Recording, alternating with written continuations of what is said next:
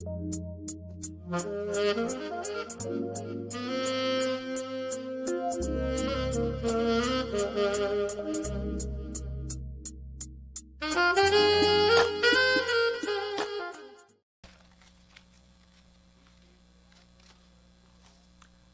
to Whitestone Missionary Baptist Church, 187 South Parkway East in Memphis, Tennessee. Thank you to our Sunday School Review Hour for the week.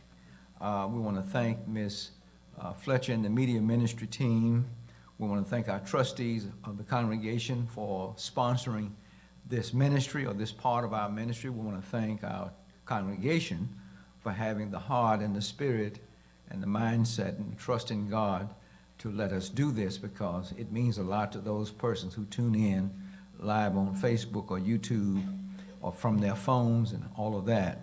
We want to thank those persons from California to Vicksburg, Mississippi, to Dallas, Texas, maybe down in Florida, up in Philadelphia where Ms. Taylor is, or Michigan, or Illinois, or down in Arizona, and over in Oklahoma, and East and West Tennessee, up in Kentucky, down in Georgia, Alabama, Louisiana, and a few other places, Bangkok, Thailand, where Deacon Bays is. This week's lesson is Jonah repents. Jonah repents. Jonah repents. Repent means Jonah had a change of heart. Jonah had a change of heart because he looked at the ways that he was living. He looked at how he was being disobedient and how he didn't trust God, and he did what God told him not to do. Therefore, he found himself in a messy situation. He found himself in the belly of a great fish.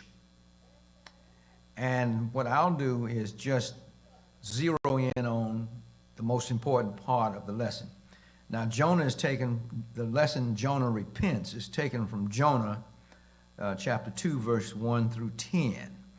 And the theme for the book of Jonah is God's mercy. And the author, of course, is Jonah. That's why the book is written and captivates so many minds, because Jonah lived this experience. And the theme for the fourth Sunday through the fourth Sunday in November is Jonah, a resistant prophet. And the quarter theme, or the theme for the fall quarter, is two prophets of God. Two prophets of God. The two prophets are Daniel and Jonah. Now,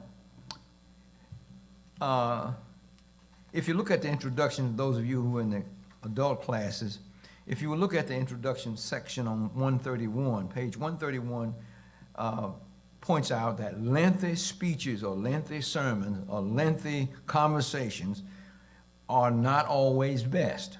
The less you say with meaning and with energy is more productive. Depth, number two, depth of anything is far more important. In other words, the depth, the deepness of the Mississippi River is much more important than how wide it is or how long it is, because in the depth, if it's real deep, for example, around Memphis, the river's around somewhere between 9 feet and 10 feet deep. When you get down toward my hometown, Vicksburg, the river becomes about 15 to 20 feet deep. The closer it gets to the Gulf of Mexico, the deeper it is. So what I'm saying is the depth of anything is far more important, because number one, a deep water helps the ships and boats navigate across the waters, and they can carry heavy loads and the water will float it. And so the third point is never underestimate the value of a 2-minute prayer. Never underestimate the value of a brief prayer. Never underestimate the value of a deep prayer.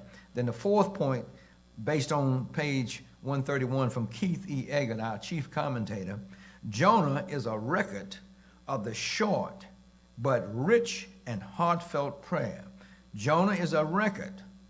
Jonah chapter 2, the second chapter of Jonah, is a record of the short but rich and heartfelt prayer Jonah uttered from inside the fish's belly that swallowed him. Now, there are 3 points for the sake of those who are listening. Now, keep in mind, Jonah found himself in the belly of a fish. He was in a messy situation. The fish didn't want him in there. He didn't want to be in there, but they couldn't get rid of each other until God said, let him go. Think about a fish eats everything. Everything goes in the fish's belly. Rotten eggs, other fish, bread, worms, roaches, birds, snakes, everything's in that belly. So Jonah found himself in a messy situation. And until Jonah started crying and turned to God and started saying, Lord, I have been wrong, I have done wrong, and I'm weak, I'm in a messy situation, I'm asking you, would you help me? Would you get me out of this?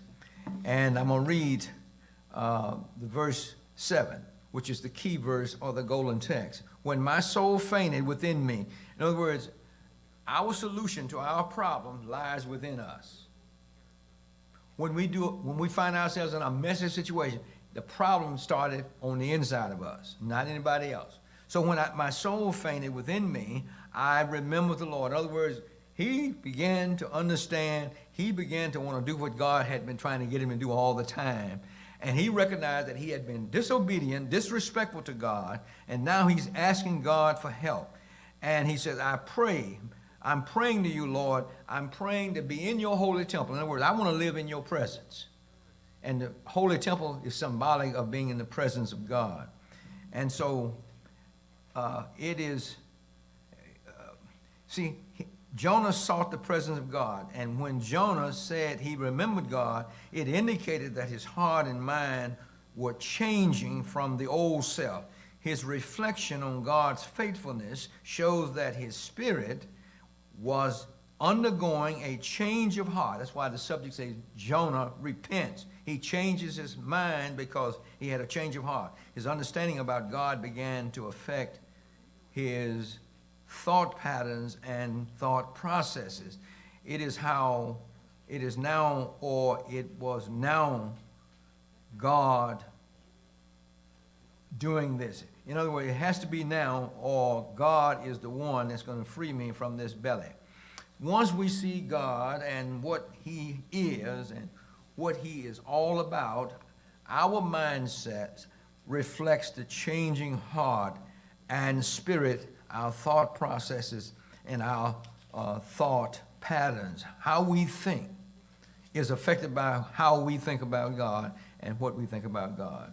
I hope that you will join us later for worship. God bless you, and have a safe afternoon and a safe week.